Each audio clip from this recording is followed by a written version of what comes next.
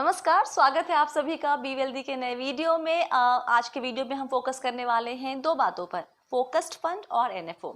ये दोनों बातें क्यों? महिंद्रा मनुलाइफ एएमसी यानी फंड हाउस, उसका जो फोकस्ड फंड है उसका एनएफओ 26 अक्टूबर को खुला है। तो अगर आप इसमें निवेश करने की सोच रहे हैं या किसी ने आपसे कहा है कि इसमें निवेश करो, तो मुझे लगा कि भाई पहले पूरी जानकारी आप तक पहुंचा दी जाए ताकि आप कोई भी फैसला निवेश से जुड़ा हुआ समझदारी के साथ ले सके। तो जो एनएफओ की जानकारी है, डिटेल्स है, उस पर बात करने के लिए हमारे साथ आज होंगे महिंद्रा मनुलाइफ के chief marketing officer Jitendra Pal Singh. उनसे हम बात करेंगे, लेकिन उसके पहले क्विकली समझ लेते हैं कि फोकस्ड फंड क्या होता है। देखिए, फोकस्ड फंड जो सेबी का सर्कुलर आया था ना कैटेगराइजेशन को लेके 2017 में, उसमें कहा गया था कि भाई फोकस्ड फंड में आप फोकस करेंगे सिर्फ 30 स्टॉक्स पे, 30 स्टॉक्स पे, उससे ज़्यादा नहीं होगा। और आप जब भी ये फंड लॉन्च होता है तो आपको बताना होता है फंड हाउस को कि ये स्कीम का फोकस कहाँ होगा, लार्ज कैप में, मिड कैप में, स्मॉल कैप में या फिर मल्टी कैप में। मल्टी कैप से अलग कैसे है फोकस फंड? मल्टी कैप में आपको कितने भी नंबर ऑफ स्टॉक्स रखने की इजाज़त है, फोकस में वो 30 से ज़्यादा नहीं हो सकता है। तो ये फ़र्क है। अमूमन मल्टी कैप में 50, 52, 55 स्टॉक्स होते हैं। और साथ ही सेबी के उसमें जो सर्कुलर में ये भी कहा गया था कि मिनिमम 65% इक्विटी में निवेश करना होगा। तो ये डेफिनेशन मोटा मोटी तौर पे फोकस फंड का है। तो अब ये जो कैटेगरी है फोकस फंड की, ये खुद भी बहुत पुरानी नहीं है। ऑलरेडी बाजार में 24 फोकस फंड है, ये 25वां है, राइट। तो कैसे यूनिक होगा ये फंड, इसके बारे में हमें डिटेल में जानकारी कौन देंगे? महिंद्रा मनुलाइफ के सीएमओ जितेंद्र पाल सिंह। बहुत बहुत स्वागत है आपका बी वेल्दी में सर, शुक्रिया वक्त निकालने के लिए। थैंक यू स्वाति, बड़े धन्यवादी हूँ आपका। सर, सबसे पहली बात तो ये कि आप एनएफओ की जो बेसिक जानकारी है, खुल चुका है ऑलरेडी 26 अक्टूबर को। कब बंद होगा, बंद होने के बाद दोबारा निवेश के लिए कब खुलेगा? ये जो हमारा फंड महिंद्रा मैन्युलाइफ फोकस इक्विटी योजना जो लॉन्च 26 अक्टूबर को हुआ है, ये 9 नवंबर 2020 तक एनएफओ चलेगा और इसकी अलॉटमेंट 5 दिनों के अंदर हो जाएगी। और इसकी रीओपनिंग 19 नवंबर 2020 को फॉर रेगुलर ट्रांजैक्शंस वापस चालू हो जाएगा। तो ये 19 अक्टूबर को दोबारा खुलेगा हाँ जी, निवेशकों के लिए। इसके अलावा जो भी एग्जिट लोड वगैरह जो होता है, या फिर एसआईपी में मिनिमम एसआईपी कितनी कर सकते हैं, लमसम मिनिमम कितना कर सकते हैं, वो सारी डिटेल्स। तो ये जो एनएफओ हमने लॉन्च किया है, इसकी एसआईपी के अंदर मिनिमम इन्वेस्टमेंट 500 रुपये एवं लमसम में 1000 रुपये और एडिशनल परचेस 1 रुपये उसका की है। और जो एग्जिट लोड है, ये 1 साल तक अगर किसी ने पैसा रिडेम्पशन कर दिया तो 1% 1 साल तक, उसके बाद कोई लोड नहीं। अच्छा सर, सेबी ने अपने जो सर्कुलर में लिखा था, जो कैटेगराइजेशन के ऊपर आई थी सर्कुलर, कि फोकस फंड में जब भी लॉन्च होगा तो बताना होगा कि फोकस कहाँ पर होगा, लार्ज कैप पे, मिड कैप पे या फिर मल्टी कैप या स्मॉल कैप पे। तो ये जो आपका एनएफओ आया है फोकस फंड का, उसका कहाँ पर होगा फोकस? ये जो हमने ऑफर डॉक्यूमेंट फाइल किया सेबी, जो लॉन्च किया हमने फंड, ये फ्लेक्सी कैप फंड रहेगा। एग्नोस्टिक रहेगा टू दी मार्केट कैपिटलाइजेशन। इसलिए ये लार्ज कैप, मिड कैप एवं स्मॉल कैप, जहां फंड मैनेजर को वैल्यू मिलेगी, हर कैप के हिसाब से निवेश कर सकते हैं। और जितेंद्र सर, इस फंड का की निवेश स्ट्रैटेजी, इन्वेस्टमेंट स्ट्रैटेजी क्या होगी? इस फंड की इन्वेस्टमेंट स्ट्रैटेजी जो रहेगी, ये तो आपको पता ही है कि फोकस फंड के अंदर भी अब काफ़ी सारे वेरिएबल्स आ गए हैं, लेकिन हमने ये डिसाइड किया है कि हम इसके अंदर मैक्सिमम 30 सिक्योरिटीज लेंगे, लेकिन 20 के नीचे भी नहीं जाएंगे। तो 20 और 30 की रेंज में रहेंगे सिक्योरिटीज, नॉट मोर देन 30। एवं इसके अंदर जो स्टाइल हम अपनाएंगे अभी, कंसिडरिंग जो करंट सिचुएशन इकोनॉमी की, और जो हम जो पकड़ रहे हैं कि इंडिया हाई ग्रोथ इकोनॉमी है, पिछले 15-17 सालों से हम इंडिया वर्ल्ड के टॉप 3-4 इकोनॉमीज में रहे हैं, ग्रोइंग इकोनॉमीज में रहे हैं, तो हमको अभी भी लगता है कि जबकि pandemic may be a short term blip, लेकिन सो कंसिडरिंग ऑल दैट इसके अंदर स्टाइल ग्रोथ स्टाइल अपनाया जाएगा निवेश के लिए। ग्रोथ स्ट्रैटेजी होगी इस फंड की। ओके। हाँ जी, हाँ स्वाति जी। यहाँ पर कृष्णा सांघवी फंड मैनेजर है। रिसेंटली उन्होंने 1 साल पहले करीब ज्वाइन किया है महिंद्रा मनुलाइफ। उनके बारे में बताएं, वो फंड मैनेजर रहेंगे, उनका एक्सपीरियंस कैसा, क्योंकि अमूमन फंड का तो ट्रैक रिकॉर्ड मिल जाता है पुराने फंड्स का, लेकिन फंड मैनेजर के बारे में ज़्यादा जानकारी निवेशकों को नहीं मिल पाती है सर। जी जी।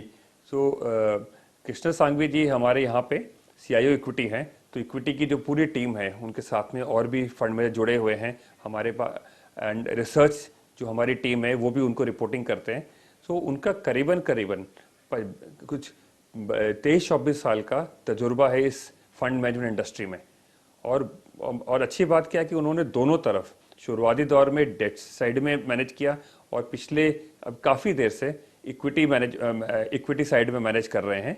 सो और इन्होंने 2-3 कंपनियों में इसके पहले भी काम किया है, जो जिसके अंदर की प्रमुख जो है Kotak insurance and Kotak mutual fund, Aviva insurance, और लास्ट जो थे वो कैन रिबेको म्यूचुअल फंड में ये पोर्टफोलियो मैनेजर थे। अब यहाँ पर निवेशकों के मन में एक सवाल ये आ सकता है कि जब मल्टी कैप भी है और फोकस भी है तो मैं क्यों फोकस्ड फंड में निवेश करूं। ये सवाल इसलिए क्योंकि फोकस फंड में कंसंट्रेशन रिस्क भी है, केवल 30 स्टॉक में ही निवेश करना है फंड मैनेजर को। तो और रिटर्न वाइज अगर देखिए तो जब से ये कैटेगरी फोकस फंड की लॉन्च हुई है, आई है बाजार में, तब से लेकर अभी तक दोनों में तुलना करें मल्टी कैप में और फोकस फंड में, तो रिटर्न ऐसा कुछ फोकस फंड का बहुत ही एक्सेप्शनल नहीं दिखा है। तो एक्स्ट्रा रिस्क लेकर almost similar kind of return, तो ये एक दुविधा किसी भी निवेशक के मन में हो सकती है कि फोकस फंड क्यों लें, हम मल्टी कैप में ही क्यों ना चले जाएं। जी, आपका सही कहना सही है कि कंसिडरेशन रिस्क सही हो जाता है। तो उसके अंदर 2-3 चीज़ें मैं कहना चाहूँगा। एक, जो हाल ही में सितंबर महीने में कुछ मल्टी कैप फंड जो हम बात कर रहे हैं उसके ऊपर कुछ रूल्स भी चेंज हुए हैं। तो उसके पहले क्या होता था कि फंड मैनेजर की कंप्लीट चॉइस थी कि वो large cap, mid cap, small cap में कितनी एलोकेशन करनी है, उनकी व्यू क्या है। तो स्टॉक स्पेसिफिक, क्योंकि यहाँ पर कैप स्पेसिफिक कहना ठीक नहीं रहेगा, लेकिन स्टॉक स्पेसिफिक रहे, इनकी बॉटम अप या फिर सेक्टोरल व्यू क्या है। लेकिन क्योंकि जो सितंबर के जो नए रूल्स आए हैं जिसके अतः large cap, mid cap, small cap तीनों के अंदर मल्टी कैप फंड्स में 25% कम से कम निवेश करना ही पड़ेगा, जो कि जनवरी से लागू होगा। तो ये हो सकता है कि कुछ जो पुराने हमारे जो परफॉर्मेंस रहे हैं तो हमको उसको रीलुक करना पड़ेगा कि उसकी इम्पैक्ट्स क्या रहेंगे। हालांकि ये हो सकता है कि स्कीम के ऊपर भी डिपेंड करता है, लेकिन हमने जो पिछले 2-3 सालों की जो टॉप 7-8 फंड्स हमने देखे इस कैटेगरी के और उसको हमने कंपेयर किया मल्टी कैप कैटेगरी के साथ में, तो हमने ये पाया कि ऑन अ रेगुलर बेसिस करीबन कम से कम 200 बेसिस पॉइंट CAGR का आउट परफॉर्मेंस रहा है फोकस फंड्स के अंदर। और स्वाति जी, मैं एक चीज़ और ऐड करना चाहूँगा कि हमने जो बैक टेस्टिंग की थी और बैक टेस्टिंग में ये क्वेश्चन हमने रेज किया था कि क्या 30 स्टॉक स्ट्रेटजी ज़्यादा रिस्क लेकर आती है, ज़्यादा जोखिम निवेशकों के लिए लेकर आती है। तो बैक टेस्टिंग में ये पाया गया है कि, और हमने बैक टेस्टिंग की थी, नेचुरली हमको इंडेक्स के ऊपर करनी पड़ती है, तो हमने BSE 30 जहाँ की खाली 30 स्टॉक्स हैं, निफ्टी 50 जहाँ 50 स्टॉक्स हैं, निफ्टी 100, 200, 500 सबके ऊपर बैक टेस्टिंग कंपैरिजन किया, तो हमने ये देखा कि कोई ज़्यादा फर्क नहीं पड़ रहा था कि 30 स्टॉक्स BSE 30 के अंदर, या कि आप निफ्टी 100 या 200 या 50 के ऊपर अगर आप कंपैरिजन करो तो बहुत ज़्यादा फर्क नहीं पड़ रहा था, बल्कि कुछ समय के दौरान में ये कैटेगरी के अंदर रिस्क भी थोड़ी कम थी। अच्छा, एक सवाल यहाँ पर ये भी आता है कि ज़्यादातर एक्सपर्ट्स जो होते हैं वो कहते हैं कि NFO में निवेश मत करो, क्योंकि पहली बात तो ये कि ट्रैक रिकॉर्ड नहीं है उस फंड का, तो दिक्कत होती है। कैसे आप चेक करेंगे किसी भी फंड के बारे में कुछ भी। एएमसीज या फंड हाउसेस कहते हैं कि निवेश करो, और ये जब दो तरह की बातें आती हैं तो निवेशक उलझन में पड़ जाता है। तो क्या करे निवेशक, और किस तरह के निवेशक के लिए फोकस्ड फंड सही रहेगा, किस तरह के निवेशक को इसमें निवेश करना चाहिए? ये सही बात है कि कोई भी फंड जिसका ट्रैक रिकॉर्ड है, कभी तो उसका एनएफओ आया था। और और यहाँ पे जैसे जैसे मैं थोड़ी देर पहले मैंने कहा कि फंड मैनेजर के तजुर्बा बहुत इंपॉर्टेंट हो जाता है, और यहाँ पे हमने अपने सबसे तजुर्बेकार फंड मैनेजर इंक्लूडिंग जो सीआईओ हैं उन्होंने जिम्मेदारी ली है इस फंड की, कि मैं खुद देख रेख करूँगा इस फंड की। दूसरी बात यह है कि मेरे हिसाब से ये फंड का जो लॉन्च हो रहा है कॉन्स्टेंटली, उसकी टाइमिंग ऐसे ऐसे ऐसे समय लॉन्च हो रहा है कि उसकी टाइमिंग उसको थोड़ा सूट कर जा रही है। क्योंकि जबकि हम फंड एनएफओ या एग्जिस्टिंग फंड के ऊपर जो प्रश्न उठाते हैं, तो सेम सिचुएशन अपने एग्जिस्टिंग फंड्स के ऊपर भी है आज। फॉर एग्जांपल, हाँ मेरा ट्रैक रिकॉर्ड है, लेकिन अगर मैं एनएफओ में आज लॉन्च कर रहा हूँ तो मेरी टाइमिंग मेरे फेवर में है कि नहीं। सो टाइमिंग ऐसे है कि आज जो 2-3 प्रश्न चिन्ह हैं बाजार में, कुछ वैल्यूएशन को लेके हैं, कुछ जो सामने में जो रिस्क दिख रहे हैं कि क्या यूएस इलेक्शन के लिए मार्केट उथल पुथल थोड़ी बढ़ सकती है, क्या जो अभी जो यूरोप के सेकेंड वेव ऑफ पैंडेमिक जो बात चल रही है कि कुछ लॉकडाउन स्टार्ट हो गए हैं, पार्शियल लॉकडाउन यूरोप में, और क्या लॉकडाउन थोड़ा बढ़ सकता है, उसके लिए कुछ करेक्शन हो सकता है क्या, उस टाइमिंग के हिसाब से ये फंड की पोजीशनिंग बड़ी अच्छी हो गई है। एक तो यूएस के इलेक्शंस मतलब ऑलरेडी एक तरह चालू हो गए हैं और अगले हफ्ते खत्म हो जाएंगे। सो जब हम निवेश करेंगे, हम निवेश इस फंड की 10 नवंबर ऑनवर्ड्स जारी कर सकते हैं। सो बंदिश नहीं है पोर्टफोलियो मैनेजर के ऊपर, लेकिन अगर उसको अपॉर्चुनिटी मिलती है स्टॉक स्पेसिफिक, मार्केट स्पेसिफिक, तो वो 10 नवंबर ऑनवर्ड, 9 नवंबर को लास्ट डेट है, 10 नवंबर ऑनवर्ड्स वो निवेश कर सकते हैं। तो वो हमको हम कम से कम जो एक सामने में जो रिस्क है कि यूएस इलेक्शन के लिए थोड़ी वॉलेटिलिटी हो सकती है, तो वो रिस्क हमारी दूर हो जाएगी। अच्छा, महिंद्रा मनुलाइफ के पास एक मल्टी कैप फंड भी है और अब ये फोकस्ड फंड आ गया, तो निवेशक किस में जाएगा, मल्टी कैप में या फिर फोकस्ड फंड में? स्वाति जी, हम हमारे हिसाब से जो फर्स्ट दोनों ही आ सकते हैं, क्योंकि देखिए एक तो ये कि वेल डाइवर्सिफाइड रहेगा, चाहे स्टॉक्स 30 के ऊपर नहीं हो सकते हैं, लेकिन ये बहुत वेल डाइवर्सिफाइड रहेगा। तो जो निवेशकों जो पहले के हैं, बाजार के जो समझते हैं, उनके लिए तो कोई प्रॉब्लम ही नहीं है, वो तो वैलिड है उनके लिए, राइट।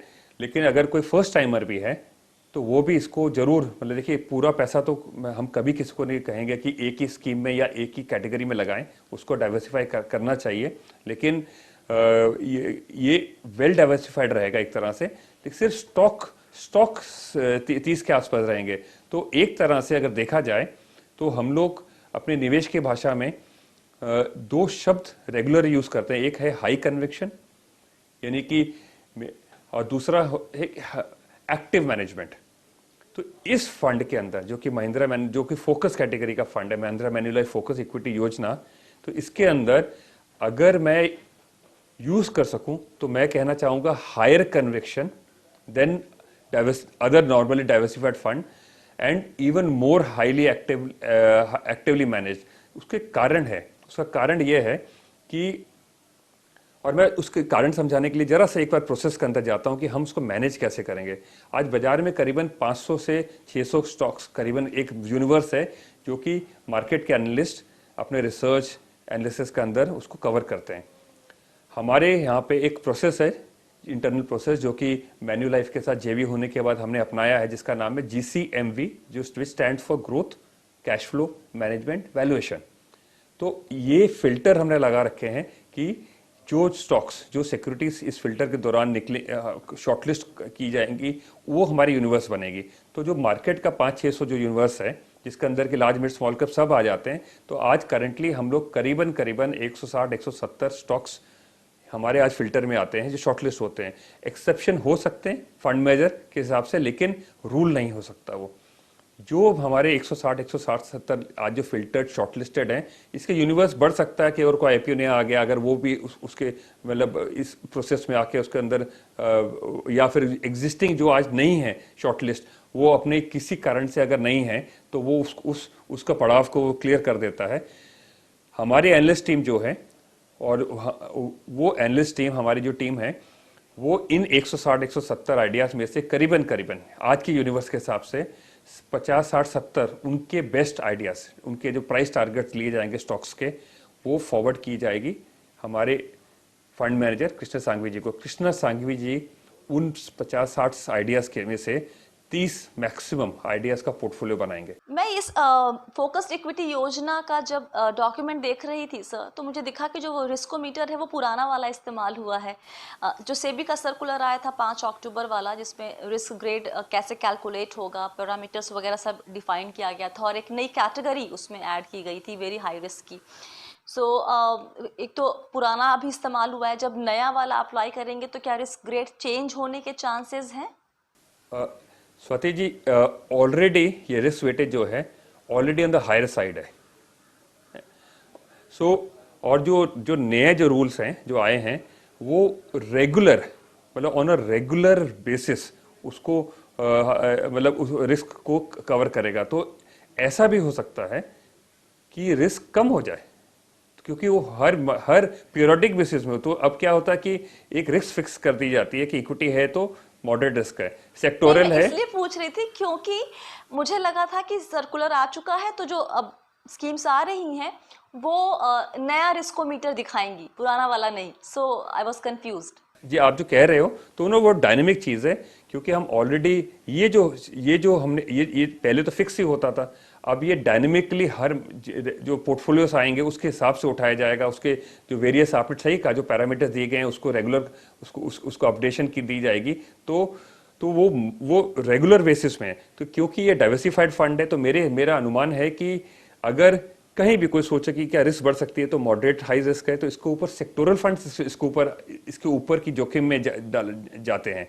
तो ये तो सेक्टोरल फंड नहीं है, लेकिन अगर ऐसा होता है तो दोनों तरफ हो सकता है, तो रिस्क कम भी हो सकती है। तो इट्स अ न्यूट्रल पॉइंट वो, लेकिन हाँ, इसको अनुभव करना पड़ेगा, हमारे लिए भी नई चीज़ है। बहुत बहुत शुक्रिया जितेंद्र सर, आज हमसे बात करने के लिए और अपने नए प्रोडक्ट के बारे में इतनी डिटेल में जानकारी हमारे बी वेल्दी के दर्शकों के साथ शेयर करने के लिए। थैंक यू स्वाति, बड़े धन्यवादी हूँ आपका कि आपने हमें ये समय दिया कि हम भी अपने स्कीम्स के बारे में थोड़ा डिटेल्स और आपके प्रश्नों को हमने कुछ क्लैरिफिकेशन दे पाए। Thank you so much. तो ये थी डिटेल में जानकारी किसके बारे में, फोकस फंड के बारे में, खासकर महिंद्रा मनुलाइफ फोकस्ड इक्विटी योजना, जिसका एनएफओ 26 अक्टूबर को खुला है। और तो फोकस फंड में आप निवेश करें या ना करें, देखिए पहली बात तो ये फैसला आप अपने पोर्टफोलियो के हिसाब से लेंगे, ये क्लैरिटी अपने दिमाग में रखिए, ठीक है। आपको ये भी देखना है कि भाई यूनिक चीज क्या ऑफर कर रहा है आपके पोर्टफोलियो में। फंड अपने इंडिविजुअल तौर पे बेसिस पे नहीं, आपके पूरे पोर्टफोलियो में कोई भी नया फंड, चाहे वो फोकस्ड हो चाहे वो लार्ज कैप हो, कोई भी, वो क्या यूनिक चीज ऐड कर रहा है, कुछ मिसिंग था जिसको वो भर रहा है, पहले तो वो चेक कर लीजिए। अगर वो दिख रहा है कि हाँ वो यूनिक चीज आपको वहां पर मिल रही है, तो आप निवेश कर सकते हैं, आप सोच सकते हैं निवेश करने की, जो भी जानकारी आपके पास है उसके हिसाब से। दूसरी बात, अगर आप ये सोच के निवेश कर रहे हैं कि एनएवी सस्ती है, 10 रुपए में यूनिट, 10 के भाव पे आपको यूनिट मिलता है, तो वो सोच के साथ अगर निवेश कर रहे हैं तो वो तब आप रुक जाइए, फिर आप निवेश ना करें। अगर आप इस सोच के साथ निवेश कर रहे हैं कि इसके बारे में बहुत बातें हो रही है, सब लोग कुछ कुछ बोल रहे हैं, तो चलो उस पर निवेश कर देना चाहिए, तो भी आप रुक जाएं। वजह सिर्फ एक ही होनी चाहिए कि आपके पोर्टफोलियो में ये क्या वैल्यू ऐड कर रहा है, क्या ऐसा कुछ ऑफर कर रहा है जो अभी तक मिसिंग था, जो अभी नहीं है बाहर। तो ये आपको बैठ के एक बार सोचने की ज़रूरत है, उसके बाद आप कॉल लेंगे कि आपको निवेश करना चाहिए या फिर नहीं चाहिए। जानकारी हमने डिटेल में आपको बता दी है ना। फिलहाल के लिए वीडियो में इतना ही। कोई सवाल हो तो आप नीचे लिखिए, फीडबैक भी दीजिए, कमेंट भी कीजिए, शेयर भी कीजिए वीडियो। पसंद आया है तो लाइक भी कर दीजिए। और इसके अलावा अगर चैनल सब्सक्राइब नहीं किया है बी वेल्दी तो फट से कर लीजिए और बेल आइकन दबा दीजिएगा ताकि नया वीडियो का अलर्ट आपको मिल जाएगा। इसके अलावा बस फिलहाल इतना ही। आप ध्यान रखिए कि आप हैं मेरे यानी स्वाति के साथ और हम सब है बहुत ही सावधानी और समझदारी के साथ अमीर बनने के सफ़र पे। आप सबको बहुत सारा प्यार और दुलार। Stay blessed, healthy and be wealthy.